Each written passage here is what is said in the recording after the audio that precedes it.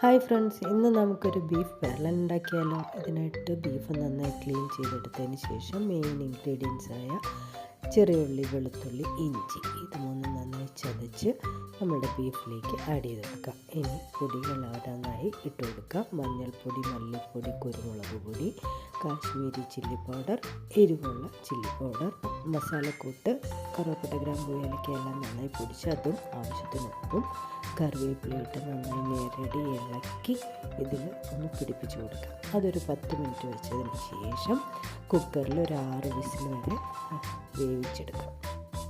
ഇൻഗ്രീഡിയൻസിൻ്റെ measurement എല്ലാം ഞാൻ ഡിസ്ക്രിപ്ഷനിൽ ആഡ് ചെയ്തിട്ടുണ്ട്. വിസിൽ പോകുന്നവരെ വെയിറ്റ് ചെയ്യണം. ഇനി നമുക്ക് കറിയാക്കാം.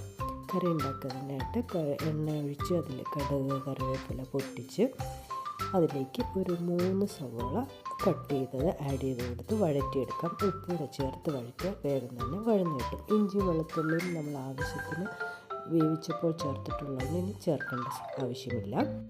സവോള വഴന്നു തുടങ്ങുമ്പോൾ അതിലേക്ക് മല്ലിപ്പൊടിയും കാശ്മീരി ചില്ലി പൗഡറും കൂടെ ചേർത്ത് നന്നായി ഇളക്കി മൂപ്പിച്ചെടുക്കാം.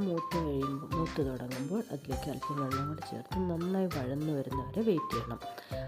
ഇനി നമ്മൾ വേവിച്ച് വെച്ചിരിക്കുന്ന ബീഫ് അതിൻ്റെ ഗ്രേവിയോടുകൂടെ ഇതിലേക്ക് ആഡ് ചെയ്ത് കൊടുക്കാം. അതിൻ്റെ കൂടെ തന്നെ പുഴുങ്ങി വെച്ചിരിക്കുന്ന പൊട്ടറ്റോ സ്ക്വയർ കട്ട് ചെയ്തതും കൂടെ ചേർത്ത് ആവശ്യത്തിന് ഉപ്പും കുരുമുളക് പൊടിയും കൂടി ചേർത്ത് ഇളക്കി തിളപ്പിച്ചെടുത്താൽ നമ്മളുടെ ബീഫ് പെരളൻ ഇവിടെ റെഡി.